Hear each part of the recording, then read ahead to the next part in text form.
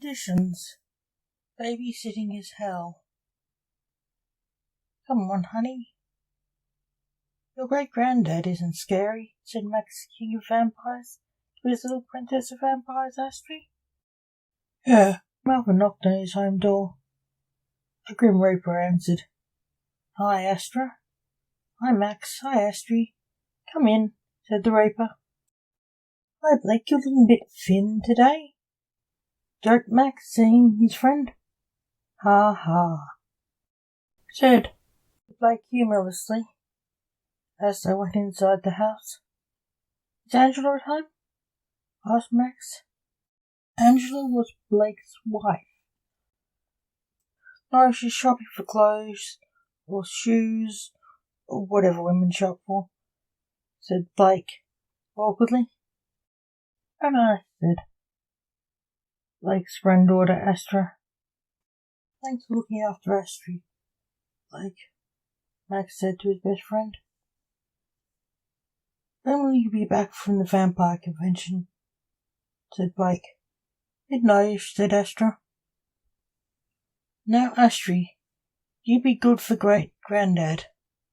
He's really old, said Max to Astrid, hugging her. Thanks a lot, Max, said Blake, who was a bit touchy about his age. He was 1,000 years old last year, but he didn't look it, usually. Go buy the luggage at your convention. She'll be fine, Blake joked. Thanks, Blake. Come on, Astra. We can't be late. We're running the convention, said Max. Here's her food bag, said Astra, handing over a bag of blood, marked AB negative. Blake felt sick. Negative? Is she on a diet? Blake said, thinking it must be a form of blood-like sugarless drink for vampires. Yes, positive is red cordial for young vampires, said Max. Oh, said Blake. Astrid and Blake bidded goodbye to her parents. Blake took her to his office in his backyard. He sat playing vampires and victims with her dolls in the corner of his office quietly. Blake watched her, thinking she was so cute. In the office stormed another Grim Reaper with a pile of paperwork. Blake moaned. He dropped the pile on her blood bag, which burst. Blake moaned again. Astrid began crying. The other Reaper was livid. He walked over to Astrid, picking her up by the arm violently. And what is this? Said the angry Reaper. It smelled like a vampire.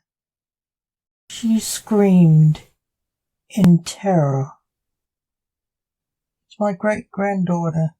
Let her go, you psycho from hell, said Blake, trying to get her from the angry Reaper, who promptly dropped her. What is she doing in the afterlife? You know vampires aren't allowed here, shouted the angry Reaper. I'm babysitting her, Dante, said Blake. You've ruined those papers. You shouldn't have had her here, said Dante, Blake's assistant. I don't care about that, said Blake. I have to feed her. You've ruined her food. I'm hungry, Astrid said.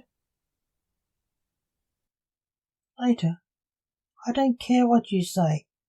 A coroner does not have an emergency that needs blood, said Blake's least favourite person, Jack Taylor. He was minding the blood bank at the hospital Blake and Dante worked as coroner and assistant coroner. I do, said Blake the coroner. Go away, Jack said. Blake wandered off with Dante and Astrid. Sometime later in the morgue.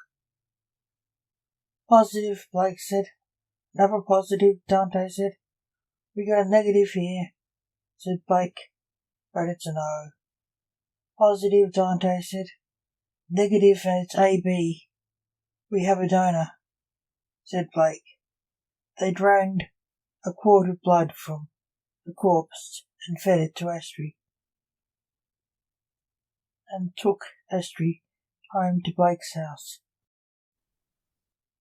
When Astrid and Max came to pick her up, they were surprised to see Blake and Astrid were all right, and Blake had 2 more bags of blood for her to take home with her.